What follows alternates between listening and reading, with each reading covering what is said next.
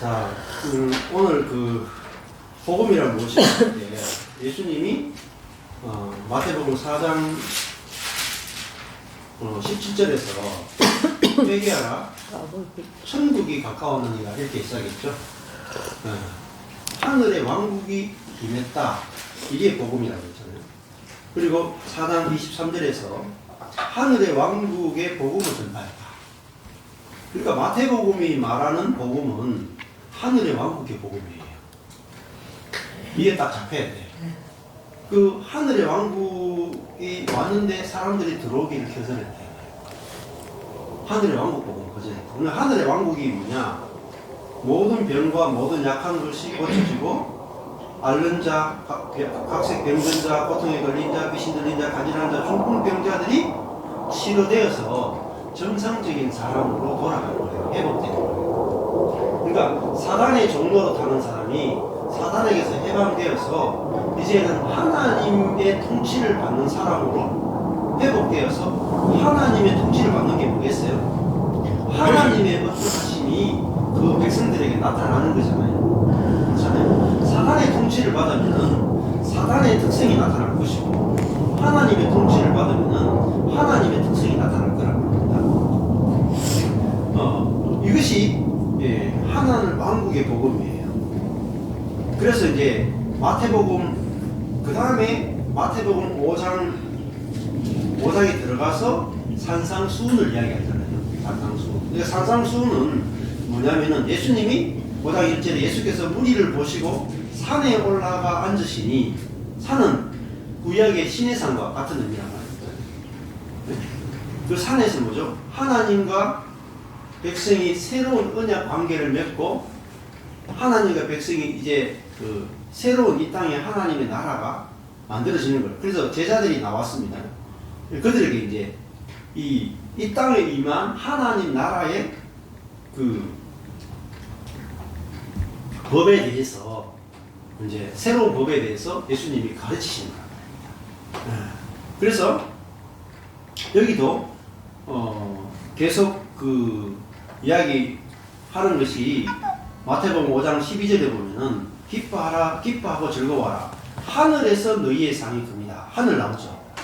그죠? 그리고 여기도 처음부터 마태복음 5장 3절에도 심령이 가난한 자는 복이 있나니 하늘의 왕국이 저희 것이에요. 첫 번째부터 영이 가난한 자는 복이 있다. 왜? 하늘의 왕국이 저희 것이다. 하늘의 왕국부터 먼저 시작합니다. 그리고 10절에도 보면은 의를 위하여 핍박을 받는 자는 복이 있나니 하늘의 왕국이 저희 것입니다. 그죠? 네. 그리고 5장 19절에 보면 그러므로 누구든지 이 계명 중에 지극히 작은 것 하나라도 버리고 또 그같이 사람을 가르치는 자는 하늘 왕국에서 지극히 작다 일컬음을 받을 것이요, 누구든지 이를 행하며 가르치는 자는 하늘 왕국 안에서 크다 일컬음을 받으리라. 내가 너희에게 이르노니 너희 의가 서기관과 바리새인보다 더 낫지 못하면 결단코 하늘 왕국 안에 들어가지 못한다. 지금 하늘 왕국 안에 들어가느냐 못 들어가느냐 이야기를 하고 있다. 그렇죠? 그래서 마태복음에서 소개하는 이 복음은 하늘 왕국이 복음이다. 이걸 지금 이야기하고 있습니다. 그러면은 이 시간에는 김재윤 교수님이 복음이란 무엇인가라는 책에 하나님 나라에 대해서 소개하는 부분을 제가 조금 소개해 드릴게요. 그냥 읽을 분도 없을 거고. 자, 30페이지 보면은 예수의 하나님 나라 선포에 있어서 4가지 전제들이 나와요. 4가지 전제. 하나님 나라 선포에서 제일 첫 번째 전제는, 첫 번째는 창조예요. 창조 사상인데, 예수의 하나님 나라 선포의 첫 번째 전제는 구약의 창조 사상이다. 하나님이 하늘과 땅을 지으셨다. 이렇게 말합니다. 그래서 하나님은 우주의 창조자로서 온 우주의 통치자, 곧 왕이시다. 하나님을 통치자 왕으로 이제 묘사한다는 거예요. 하나님은 창조하신 후에 하늘을 자신의 거처지로 삼고 땅에 아담을 자신의 대리자로 세우셨다.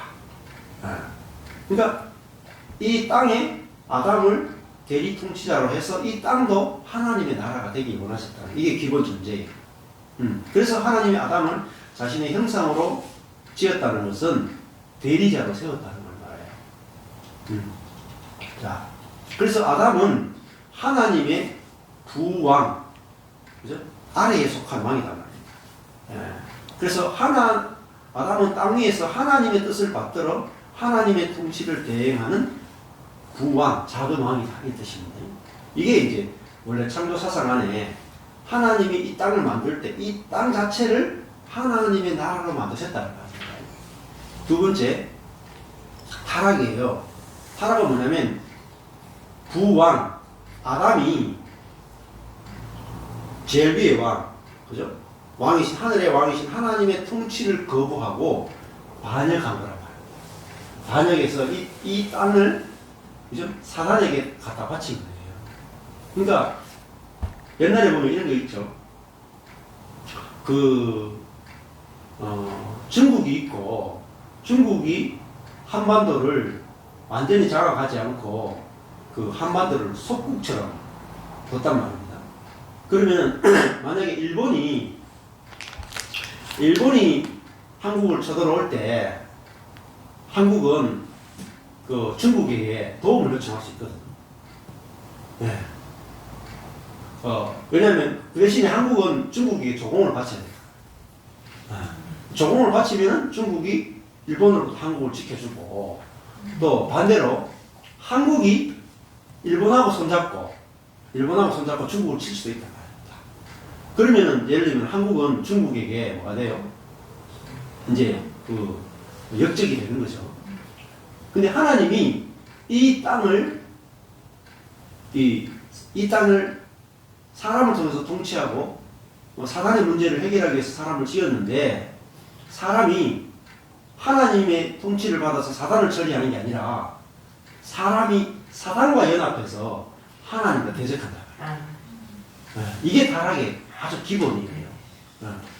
그러니까 이 땅에 하나님의 통치가 이루어지지 않게 된 거죠. 그래서 이 아담이 어떻게 돼서 속았죠. 사단에게 속아서 그렇게 된 겁니다. 그래서 사단은 아담에게 하나님의 통치를 거슬러 선악과를 먹음으로써 하나님같이 되라고 충동질했다. 사단은 아담에게 자기 스스로 하나님같이 되도록 아담의 자기주장 의지를 충동했다. 아담은 선악과를 먹지 말라는 하나님의 말씀을 거부하고 그것을 먹으라는 사단의 말에 순종해서 하나님같이 된 것이 아니라 하나님의 통치에서 벗어나서 도리어 사단의 통치 아래로 굴러떨어지게 됐다. 이렇게 말하거든요. 그래서 인간이 더 이상 하나님의 통치를 받지 않고 사단의 통치를 받고 있잖아요. 그러면 이거를 사단의 통치에서 건져내서 하나님의 통치로 옮기는 것, 이걸 구원해야 한다고 합니다. 전제가 그렇단 말입니다. 그래서 인간은 스스로 자신을 신이라고 생각하고 자신의 힘으로 자신의 생명을 확보하려 하게 된 것이다. 자신이 신이라고 생각하고 산단 말이에요. 자기의 힘으로 자기의 생명을 확보할 수 있다. 이걸 신학적 용어로요. 네? 교만. 창조주에게 의존 순종하지 않고 스스로 하나님이 되어 자신의 삶을 주관하고 자신의 내재적 자원으로 자신의 행복을 확보하려고 하는 이것이 뭐냐? 이게 교만이라는 거예요. 교만. 이게 인간의 근원적인 죄, 교만이에요. 그러니까 자신의 내재적 자원으로 자신의 안녕과 행복을 확보할 수 있다. 이게 교만이라는 거예요. 이걸 신학적으로 죄라고 합니다. 그래서 하나님같이 되고자 하는 것, 이것이 바로 죄의 본질이다. 결국은 어떻게 됐을까요? 인간이 하나님처럼 되어버렸기 때문에 인간은 자신의 내재의 자원에 스스로 갇혀버리게 됐다는 겁니다. 그렇잖아요? 하나님의 자원을 거절하고 인간 자신의 자원으로 살 수 있다. 그러니까 내재적 자원에 갇혔다. 그게 뭐죠? 나무 가지가 나무로부터 떨어져가지고 가지 안에 있는 자원으로 살게 됐으니까요. 자원의 결핍으로 죽는 겁니다. 이번에 우크라이나 사태로 러시아, 소련의 천연가스가 독일로 못 가고 있죠. 그러니까 지금 그 휘발유나 이런 가격이 확 폭등했잖아요. 자원이 부족하면 그렇게 되는 거죠. 그 사람은 원래 하나님이 큰 왕이고 우리는 작은 왕으로서 하나님의 자원을 받아가지고 보호를 받고 공급을 받아서 살면 자원의 결핍이 문제가 안 생겨요. 근데 하나님과 관계를 끊어버리고 내 자원으로 사니까 자꾸 문제가 생긴단 말입니다. 자, 그래서 창조주 하나님의 무한한 자원을 덕 입기를 거부하고 공급받기를 거부하고 자신 안에 내재하는 유한한 자원으로 살기로 하는 것. 이것을 죄라 그래요. 자신 안에 내재하는 유한한 자원으로 살기라. 창조주와 피조물의 관계에서 피조물은 창조주에게 의지하고 순종하게 되어 있는데 이것이 올바른 관계, 이걸 다름을 하면 의라는 거예요. 의인. 그러니까 의인이라고 하는 것은 하나님께 의존하는 것. 그 의존하게 되니까 뭐죠? 순종은 저절로 나오는 겁니다. 그러니까 하나님께 의존하는 것. 이걸 의라고 해요. 네. 이 하나님께 대한 의존이 끊어짐으로 말미암아 올바른 관계를 뭐라고 말하냐? 의라고 부르고요. 갈등의 관계로 변하게 되면 불의하다 이렇게 부릅니다. 불의하다. 갈등의 관계. 그래서 인간에게 왜 고난이 오느냐? 그거는요, 자원의 결핍에서 오는 겁니다. 자, 사람이 왜 그럼 싸울까요? 사랑의 자원이 결핍해서. 사랑이 충분하면 안 싸우겠죠. 근데 사랑은요, 공급받아야 되는 거예요. 근데 우리는 왜 상대방하고 싸우냐면은 저 사람의 사랑이 부족하네. 당연히 부족하죠. 사람은 빈 그릇이에요. 하늘로부터 사랑이 공급되어야 그 하늘의 사랑이 나오지. 우리 인간 스스로는 자원이 없다니까. 네. 자, 그래서 이 관계를 이제 정확하게 보는 게 중요하죠.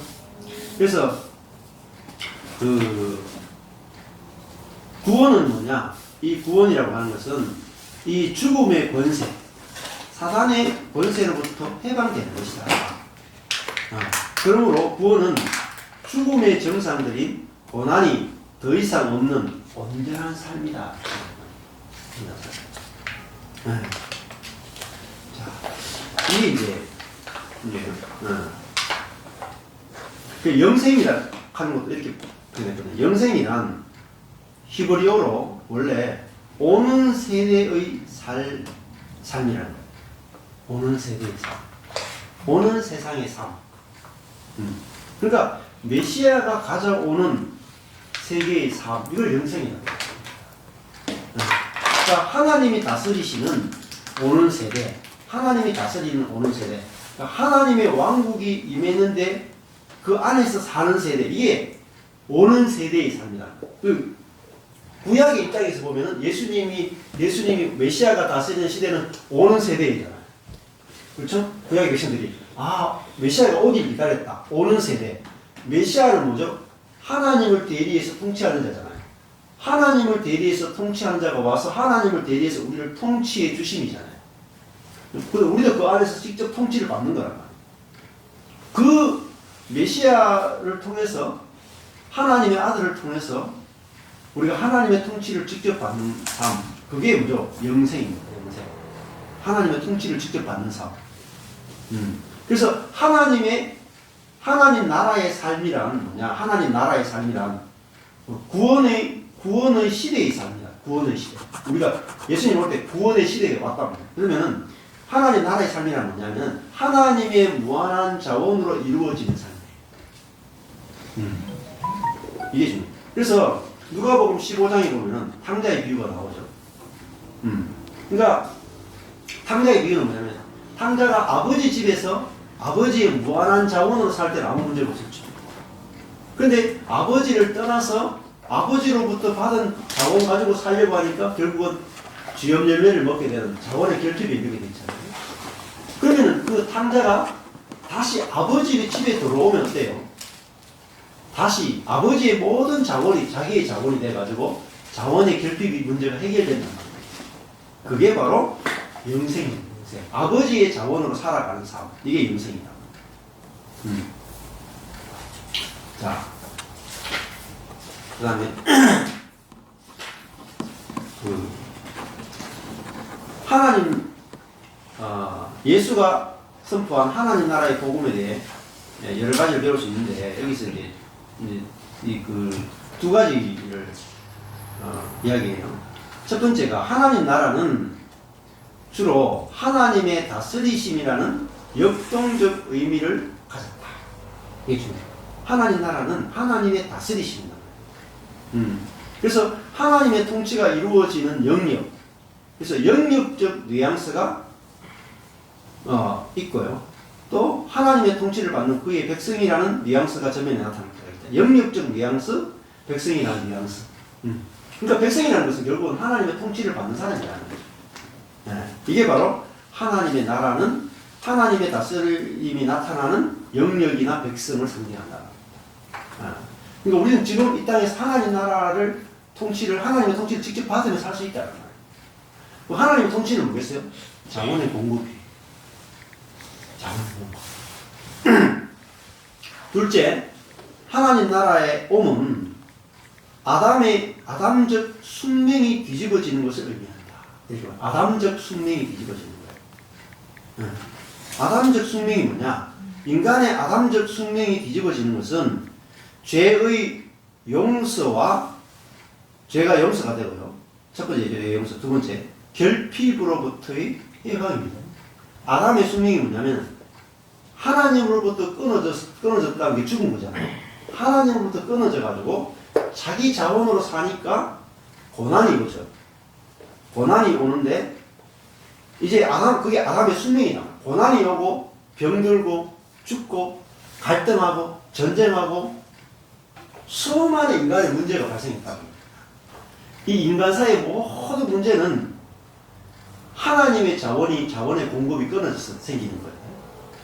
근데 아담의 숙명이잖아요. 하나님의 자원이 없으니까 고난과 질병과 죽음이 일어났단 말이에요. 근데 하나님의 자원이 공급되면 병이 안 생기죠. 예를 들어볼까요? 농사를 짓는데 그 자연농법 할 때도 그렇고 일반 농법도 그래요. 예를 들어 가지고 아내도 자서를 욕할 때가 자주 있는데, 예를 들면 상추라든지 뭐 이런 씨앗을 그냥 맨 땅에 이렇게 탁 뿌리잖아요. 그러면은 나는 놈이 있고 안 나는 놈이 있고, 나도 아주 부실한 녀석이 나오거든요. 그거는 이제 그 땅의 자원이 너무 빈약하기 때문에 상추가 막 시들시들 한다고요. 근데 그 자연농법 하는 분들이 어떻게 하냐면은 땅을 한 깊이를 2m 정도로 포크레인을 가지고 파버려요. 이렇게. 파고 산에 가서 부엽도 있잖아요. 한 50년 이상 묵힌 부엽도 있잖아요. 그걸 포크레인으로 트럭에 싣고 와가지고 땅 파는데 거기 다 부어. 2m를 이 50년 묵은 부엽도를 가지고 쫙 깔아. 그리고 거기다가 상추 씨를 탁 뿌리잖아요. 그러면요, 상추가 밑에 있는 자원을 그대로 빨아당기면, 얘가 막 토마토 같은 거 막 심잖아요. 씨를 뿌리잖아요. 그러면요, 농약 하나도 안 쳐도 돼요. 근데 아까 전에 맨 땅에 상추를 뿌린 거는요, 농약 쳐야 돼요. 예를 들면. 온갖 벌레도 잡아줘야 되고, 농약도 쳐야 되고, 넘어지라 하면 대도 세워야 되고, 할 일이 엄청나게 많아요. 고생은 하는데 뭘 별로 없어.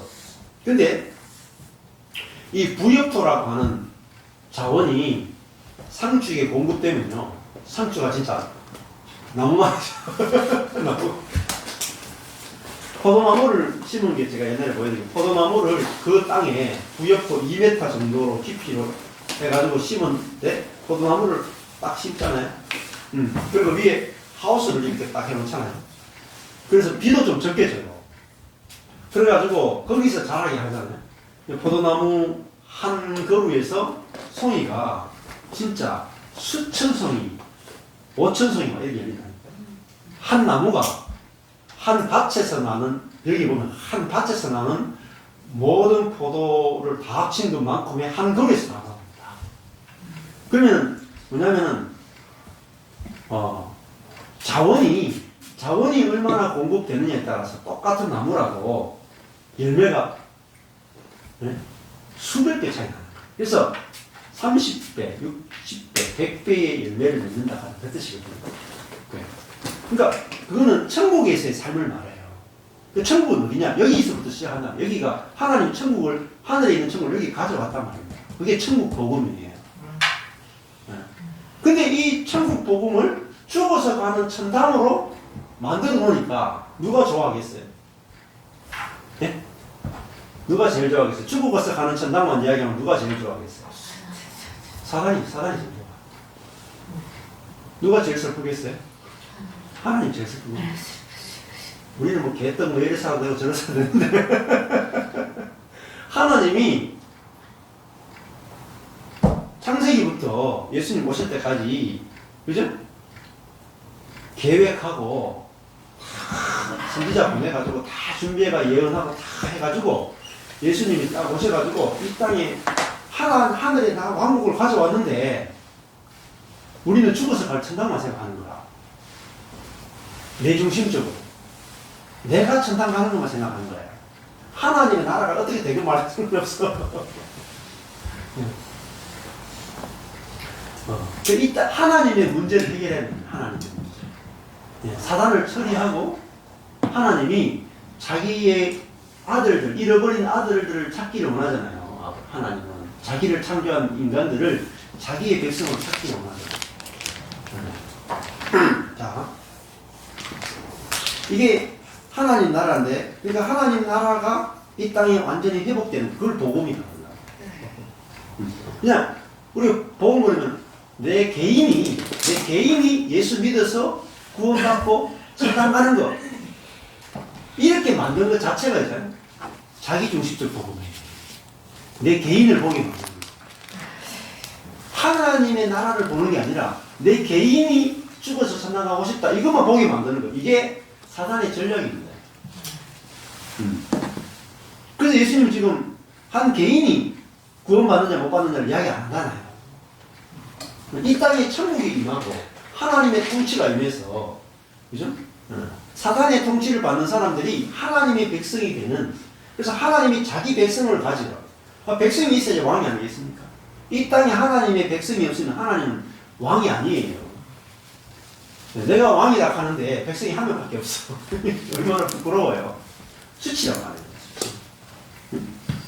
그래서 이 땅에서 이루어진 이 하나님 나라, 이게 복음의 핵심이다. 그것은 아담의 숙명이 뒤집어지는 거예요.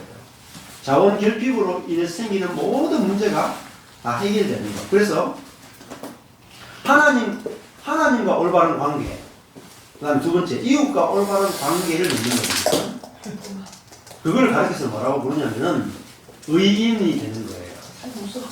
그리고 그들의 사회를 뭐라고 말하냐면은 하나님 나라가 이루어질 때 그걸 뭐라고 부르냐면 샬롬이라고. 샬롬, 화평, 평안, 샬롬이라고.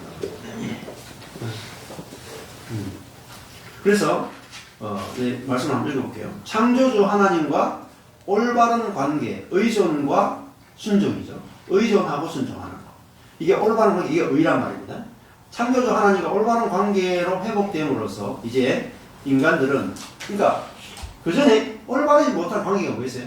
의존이 아니고 독립이죠. 네. 순종이 아니고, 그죠? 불순종이죠. 독립과 불순종, 이게 인간의 근원적인 재성이란 말입니다. 내가 뭐 하려고 하는 거. 그러니까 의존과 순종의 관계로 회복됨으로써 이제 인간들은 그러니까 인간관계도 마찬가지입니다. 서로 의존하는 거죠. 이제 인간들은 자기 내재의 제한된 자원으로 자신들의 안녕과 행복을 확보하려는 삶의 자세를 포기하고 창조주 하나님의 아빠 노릇해 주심에 의존할 수 있게 된다. 그 아빠 노릇이 뭐냐면 하나님의 의라고 하는 겁니다. 아빠 노릇이 뭐예요? 의는 먼저 하나님의 나라와 하나님의 의를 구하라 그랬잖아요. 하나님의 의가 뭐죠? 하나님 내 아빠 노릇 해주세요. 하나님 창조주 노릇 해주세요. 네? 구원자로서 행동해 주세요. 이게 바로 이걸 우리가 의존하니까 우리가 고아 상태에서 아빠가 있는 아들이 되버립니다. 아들이 됐다는 말은 고아 상태를 벗어났다. 그러니까 아버지의 풍성한 자원 안으로 들어갔다. 이게 아들 되는 거예요. 아들. 내가 하나님 아들이다. 그러니까 아버지의 자원으로 사는 사람. 이걸 아들이라는 거예요. 그래서 공중의 새도 먹이시고 들의 백합화도 입히시는 하나님 아빠로부터 날마다 일용할 양식을 공급받아 살 수 있게 된다. 우리는 매일매일 뭐로 살아요? 아빠의 양식을 공급받아 사는데 아빠가 공급 안 하면 어떻게 돼요? 우리가 아빠가 양식을 공급할 걸 의존하는데 아빠가 공급을 안 해. 그럼 어떻게 돼요? 네? 하나님 이 땅에 안 오신 거죠. 그죠? 하늘에 계신 거예요. 하나님 이 땅에 왔다는 것은 하나님이 우리의 모든 필요를 공급하신단 말이에요. 너희는 먼저 그의 나라와 그의 의를 구하라. 그게 뭐죠? 하나님의 통치를 구하라. 하나님의 아빠 노릇 해주심을 구하라. 이 말입니다.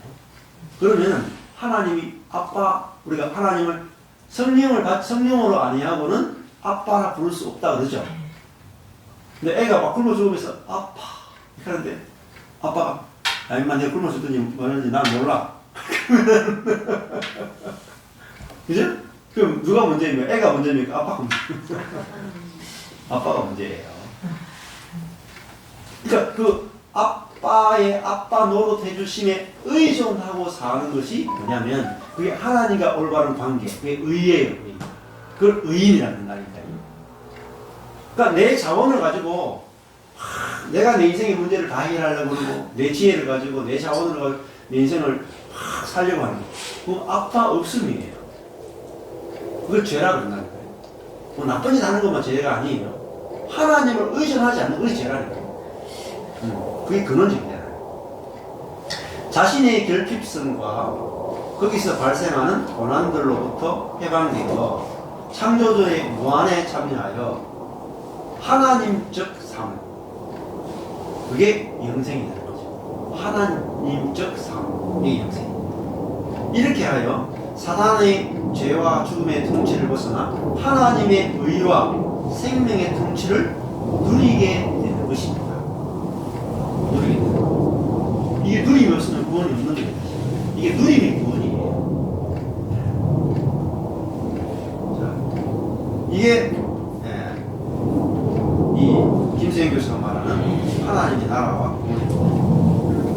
그리고 57페이지 보면 이렇게 해요. 하나님 나라의 구원이라는 게 뭐냐? 이게 잔치, 성경에 보면 하나님 나라를 잔치 비유로 계속 들고 있단 말입니다. 왜 잔치 비유로 드느냐? 요한계시록에도 어린 양의 혼인 잔치죠. 예수님은 사복음서 보면 어느 집에 들어가는지 먹고 마시는 잔치가 벌어지죠. 잔치라 하는 게 뭐냐면 자원이 풍성하게 공급된다는 얘기입니다. 자원이 풍성하면 고난과 결핍과 질병과 죽음과 갈등이 없어져요. 자, 이 지구상에 왜 전쟁이 있겠습니까? 우크라이나하고 지금 러시아하고 왜 전쟁이 벌어져요? 자원의 결핍 때문에요. 집에 빵이 넘쳐나면 애들이 빵과 싸우겠습니까?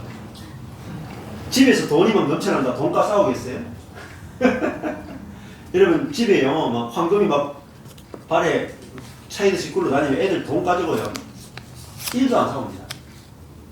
집에 빵이 막 굴러다니면 빵과 1도 안 싸워요. 근데 부족하면 무조건 싸웁니다. 부족하면.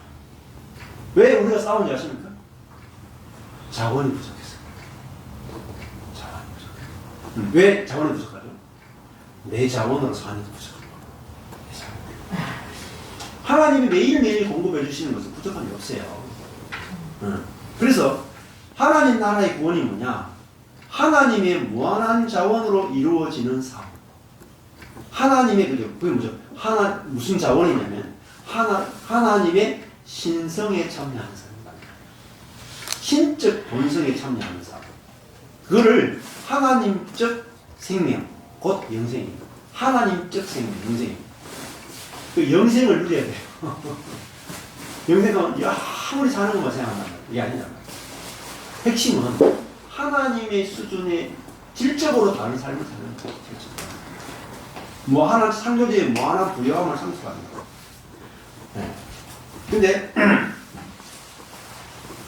그래서 예수님이 내가 만일 하나님의 손을 힘입어 귀신을 쫓아내는 것이라면 하나님 나라가 돼요. 이미 너희에게 임하였느니라. 자, 그 다음에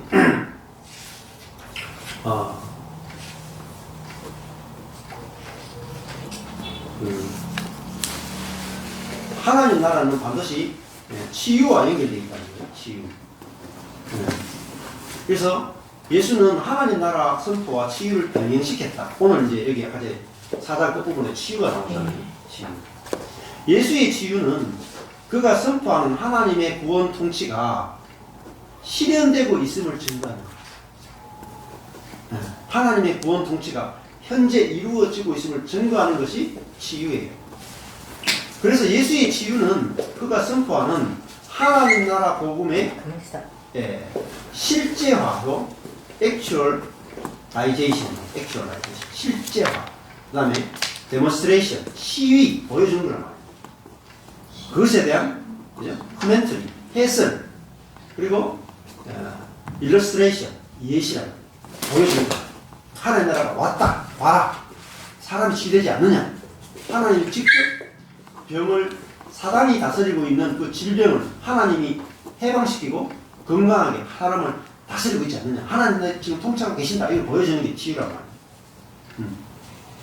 그래서 오늘 우리의 복음 선포에도 항상 치유가 일어나야 합니다. 치유가 일어나지 않으면 복음이 제대로 선포하지 않는 것이라고 봐야 합니다. 근데 치유란 뭐냐? 전포괄적 의미로 이해해야 한다는 것입니다. 이 육신의 병고로만 나타나지 않고 여러 심리적 병들, 관계에서의 갈등, 경제적 빈곤, 정치적 억압, 자연적 재해, 이 모든 것들이 전부 다 병이다. 결핍에 의해서 일어나는 것. 결핍에 의해서 일어나는 걸 통칭해서 뭐냐면 병이다. 그래서 자원의 공급이 그러면 뭐로 되느냐? 자원의 공급입니다. 그건 이제 나중에 성령으로 된다 하는 이야기예요. 여기 이제 또 좋은 내용 하나 읽어드릴게요. 실제로 하나님 나라의 복음을 받아들이는 사람은, 이게 복음이 뭐죠? 하나님 나라의 복음이잖아요. 하나님 나라가 복음이다. 이게 하나님 나라의 복음을 받아들이는 사람들은 하나님과의 올바른 관계를 회복해서, 의인됨이죠. 의존, 순종이잖아요. 하나님께 의지하고 순종하는 관계로 들어가게 됩니다. 사단의 나라에서의 아담적 실존은 자신의 결핍성을 해결하기 위해 어떻게 하느냐? 옛사람으로 사는 사람은 자기의 부족함을 어떻게 해결하겠어요? 이웃에게 자기를 주장합니다. 이웃에게서 자원을 빼앗는 거예요. 자기가 이웃에게 높아져서 자기의 결핍을 해결하려는 거예요. 이웃에게 자기 주장하고 이웃의 자원을 착취하는 것으로 아담의 실존은 나타난다. 왜? 자기 자원이 부족하니까 다른 사람에게 자꾸 요구하는 거예요. 이것은 필연적으로 갈등을 낳게 된다. 내가 부족하니까 자꾸 상대방에게 사랑도 요구하고 인정도 요구하고 뭐 이렇게 해달라고 하고 저렇게 해달라고 하고 계속해서 상대방이 요구하니까 갈등을 일으킵니다. 그래서 이것은 필연적으로 갈등을 낳고 갈등이 가져오는 모든 고난들을 겪게 하며 약육 강식의 불의와 압제를 낳게 된다. 능력 있고 능력 없는 자가 나눠집니다. 그래서 우리가 하나님의 자원으로 공급받아 살면 내가 자원 결핍이 없어지잖아요. 그러면 상대방한테 어떻게 하겠어요? 상대방한테 요구하는 게 없어져요. 자기 주장하는 게 없어진다. 근데 내가 결핍이 있으니까 자기를 주장하고 상대방한테 뭔가 요구한단 말입니다. 그럼 그것이 갈등을 일으킵니다. 부부 관계도 끊임없이 요구한단 말이에요. 왜? 내가 이게 안 채워지니까. 네. 그러니까 안 채워지니까 내가 상대방이 밉죠. 나는 배고픈데 밥 안 줘봐야 밉잖아. 그처럼 나는 사랑이 고픈데 사랑 안 주니까 밉죠. 네. 나는 관심이 필요한데 관심 안 주니까 밉죠. 계속 갈등이 생기는 거예요. 그래서 누구는 너무 가난하여 비인가하는 반면 누구는 너무 많이 먹어서 고난을 받습니다. 네? 그러나 하나님의 통치를 받는 사람은 하나님께 의지하고 순종하며 이웃을 사랑함으로 하나님과 화평이 있듯이 이웃과도 샬롬을 이룹니다. 이 샬롬이 뭐냐? 구원이에요. 샬롬. 그리고 자신과도 샬롬이 이루어지는 거죠. 그런 사람들의 공동체에서는 부유함이 비교적 공정이 재분배되어 사회적 경제적 정의가 있고 정치적 자유가 일어납니다. 서구 사회가 이제 그 부를 재분배 잘하잖아요. 이런 사람들은 갈등에서 오는 스트레스를 적게 느껴 정신적으로도 건강하고 신체적으로도 건강하게 됩니다. 이렇게 이제 설명했어요. 자, 그리고 시간이 거의 다 됐네요. 그 다음에 이런 말이 있어요. 또. 모든 참된 것, 그러니까 인간의 문제는 결핍이 싸움. 하나님과의 관계를 끊어버리고 의존하는 게 아니라 독립에 있거든요. 내 자원으로 살기 때문에 이걸 이렇게 표현해요. 포도나무가 있고 가지가 있는데 가지는 나무로부터 공급받아 살면 문제가 하나도 안 생겨요. 여기 병도 안 생기고 마르지도 않고 꽃도 안 떨어지고 다 열매를 맺거든요. 근데 여기 가지치기를 딱 해버리잖아요. 그럼 이 가지가 공급이 딱 끊어지는 순간에 마르기 시작해요. 그리고 병이 와요. 그죠? 그리고 잎이 떨어지고 열매가 절대 안 맺히거든요. 그러니까 여기서 일어나는 시들고 병들고 죽고 열매 없고 이 모든 현상은 어디서부터 왔어요? 의존 관계에서 독립해. 의존에서 독립으로 가는 순간에 좋습니다. 그러니까 우리가 하나님과의 관계도 의존 관계라 해야 돼요. 형제 자매의 관계도 의존 관계라 해야 돼요. 근데 죄가 뭐냐? 독립입니다. 독립이란 뭐냐? 나는 하나님 없이 내 자원으로 살 수 있다. 이게 독립이에요. 교회 안에도 나는 내 자원으로 살 수 있다. 이게 독립이에요. 그러면요, 거기서 모든 문제가 발생하는 거예요. 자, 그러면은 우리는 피조물을 뭐로 살아야 돼요? 창조주가 공급해 주시는 것으로 살아야 되죠. 의존관계라고 합니다. 이게 의예요. 하나님께 내놓은 우리의 의라면. 근데 우리가 하나님의 것을 공급받아서 하나님의 것으로 열매를 맺어야 된단 말입니다. 그럼 타락이 뭐냐? 독립이에요. 하나님께서 공급 안 해주시는 내 것을 가지고 선을 행하고 내 것을 가지고 만들어내고 내 것을 가지고 경건의 행위를 하고 내 것을 가지고 하나님께 나는 이거 했습니다 라고 내놓고 내가 했는 만큼 돌려주세요. 이게 율법주의입니다. 이게 죽은 상태예요. 영적으로 죽은 상태. 그러니까 내가 하나님께 뭔가 드려서 갚으심을 받는 거. 이게 죽은 상태예요. 인간관계도 마찬가지입니다. 내가 그 사람이 뭔가 줘서 돌려받으려. 이것도 죽은 상태예요. 뭐냐? 하나님과 우리 사이는 나무와 가지 사이예요. 가지는요, 나무로부터 무한한 자원을 공급받아요. 그래서 나무가 주는 것을 이걸 뭐죠? 뿌리의 진액. 뿌리의 진액을 공급받아서 살면 가지는 저절로 열매 맺는 겁니다. 저절로 열매 맺는 가지는 뭐예요? 자, 포도나무 가지에 포도가 막 열렸어. 그럼 가지가 뭐라 그럴까요? 내가 한 것이 아무것도 그러죠. 그렇잖아요? 가지가 스스로 열매 맺는 가지 있습니까? 없어요. 가지는. 스스로 열매 맺는 가지는 하나도 없습니다. 모든 가지는 포도나무로부터 공급받아서 저절로 열매 맺는 겁니다. 그래서 저절로 열매 맺는다는 이게 은혜고 복음이란 말입니다. 근데 우리는 내가 공급받아 사는 사람이 아니니까 저절로 열매 맺는다는 사실이 이해가 안 되는 거라. 다 내가 열매 맺는 거라. 내가 다 했기 때문에. 그래서 빌립보서 3장 3절에 성령으로 봉사하며 성령으로 봉사. 그리스도 예수로 자라며 자기를 신뢰하지 않는 자가 참 할례합니다. 이렇게 말합니다. 자, 그래서 여기도 김세영 교수 이렇게 말해요. 모든 참된 것, 모든 선한 것, 모든 아름다운 것은 하나님으로부터 옵니다. 그러므로 모든 치유는, 모든 공급은 궁극적으로 하나님께로부터 오는 것입니다. 우리가 만들어낸 게 아닙니다. 네? 자, 그러면서 안식일 문제도 나와요. 안식일은 이제 나중에 나와요. 안식일은 아무것도 하지 않는 날이 아니라 나의 일로 나의 생명을 확보하겠다는 노력을 중단하는 겁니다. 내 힘으로 내 인생은 결핍에 있는다. 나는 하나님의 공급으로 사는 존재입니다. 이거를 고백하고 내가 내 스스로의 노력으로 살아가는 인생이 아님을 내가 인정하는 것, 천명하는 것, 이게 안식이라고 합니다.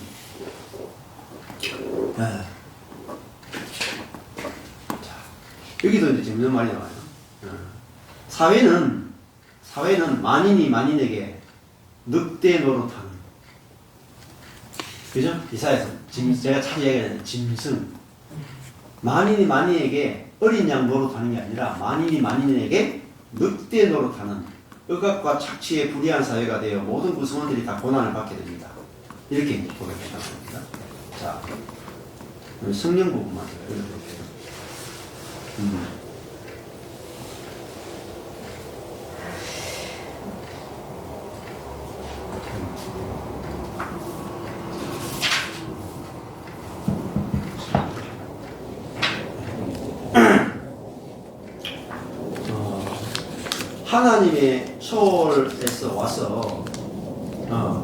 하나님의 초월에서 와서 이 세상에 내재하시며 하나님의 구원의 힘을 발휘하시는 성령에 의해서만 온다. 이렇게 말했어요. 하나님 나라는 성령에 의해서만 온다. 근데 성령은 뭐죠? 이 세상에 하나님의 초월에서 와서 이 세상의 내재 안에 있으면 하나님의 구원의 힘을 발휘하시는 분이 누구냐? 성령이다. 성령에 의해서만 하나님 나라가 온다. 아까 마태복음 했죠. 예수님이 요단강에서 성령을 받았기 때문에 성령으로 사단을 이겼다 이 말입니다. 그래서 성령에 의해 사단의 죄와 죽음의 나라에서 건져내서 하나님의 의와 하나님의 의를 뭐랬어요? 아빠 노릇해 주심. 그리고 생명의 나라로 옮겨집니다. 자, 하나님 나라는 뭐예요? 하나님의 의와 하나님의 나라와 그 의를 구하라고 그랬잖아요. 그럼 하나님 나라는 뭐죠? 하나님 노릇해 주심이 하나님 나라예요. 핵심이에요. 밖에 나가서 막 사회정의 부르짖는 게 하나님 나라가 아니고 그거는 아주 일부분이에요. 아주 일부분이라. 하나님 나라는요, 하나님이 나의 아빠 노릇해 주심이란 말이에요. 이게 하나님의 의예요. 그 하나님의 의와 생명의 나라로 옮겨진 자들이 어떻게 뭐로 옮겨져요? 성령에 의해서 사단의 죄와 죽음의 나라에서 건져져서 하나님의 의와 생명의 나라로 옮겨진 자들이 성령에 힘입어 성령에 의해서 나라가 옮겨진 자들이 성령에 힘입어 뭘 하느냐? 사랑의 이중 계명의 요구로 오는 하나님의 통치를 구체적으로 받게 된다고 합니다. 하나님 나라는 뭐냐면 하나님 사랑, 이웃 사랑이에요. 사랑의 나라라고 합니다. 사랑의 나라. 네? 정의의 나라가 핵심이 아니고 사랑의 나라예요. 근데 성령에 의해서만 사랑이 된단 말입니다. 그러니까 성령 빼면 사랑 안 되는 게 정상입니다. 그러니까 우리의 자아로는 안 되는 게 정상이라고 못을 박아야 돼요. 성령에 의해서만 하나님 나라가 실제가 된단 말입니다. 하나님 나라의 구원은 이 땅에 벌써 겨자씨와 같이 또 누룩같이 첫 열매의 형태로 남아 실현되는 것입니다. 완전하지 않지만은 실현되어서 계속해서 자라가는 거란 말입니다. 예? 게다시와 같이. 우리 인간들이 어떻게 실현되냐? 우리 인간들이 성령에 힘입어 뭘 극복해야 되냐? 자기 주장의 의지를 극복하고. 자기 주장의 의지가 뭐죠? 자기 중심성이라는 겁니다. 자기 중심성. 모든 것들을 자기 중심으로 보고 자기 뜻대로 하려고 하는, 이게 자기 주장이잖아요. 자기 주장. 근데 자기 주장의 의지를 어떻게 극복해요? 성령에 힘입어. 성령에 힘입어 자기 주장의 의지를 극복하고. 이 원죄잖아요. 원죄는 우리 힘으로 못 이겨요. 성령으로 가능한 거예요. 그러니까 성령에 힘입어 자기 주장의 의지를 극복하고 하나님께 의지하고 순종하고. 순종은요 어렵지 않아요. 순종이 그냥 말씀의 계명대로 순종하는 개념이 아니고, 내가 지혜가 부족하구나 하면 내 지혜대로 살지 않고 하나님의 지혜를 따라가요. 그게 순종이에요. 내 지혜가 파쇄되면 하나님의 지혜를 따라가는 거, 그게 순종입니다. 그게 어렵지 않습니다, 사실. 자기 지혜가 무너진 사람은 하나님의 지혜에 저절로 순종이 나와요. 그게 의지하고 순종, 이게 하나님과 올바른 관계란 말입니다. 그러면은 이웃을 사랑하는 곳에 성령에 힘입어 자기 주장 의지를 극복하고 하나님께 의지하고 순종하면 이웃을 사랑하게 되는 곳에는 하나님 나라가 첫 열매의 형태로 남아 실현된단 말입니다. 자, 이것이 하나님 나라의 구원이에요. 그래서 오늘 김세희 교수가 했던 복음이란 무엇인가, 이 책 가지고 구원의 좀 폭넓은 의미를 살펴봤고, 그래서 천국 복음, 이것을 우리가 마태복음 전체를 공부해 나갈 때 이 복음이란 무엇인가부터 먼저 정의를 딱 내리고 가야, 우리가 목표가 뭐냐? 네. 치유죠, 치유. 전인적인 치유. 사단의 나라에서 하나님의 나라 공부죠. 성령을 힘입어서 우리가 신적 삶을 살게 되므로 하나님 나라를 드러내고 하나님의 통치를 확장해 나가는, 하나님의 목표와 계획을 성취하는 일에 우리가 쓰임 받는 것, 이것이 우리 인생의 부르심이고 목적이다, 이렇게 설명할 수 있을 것 같습니다.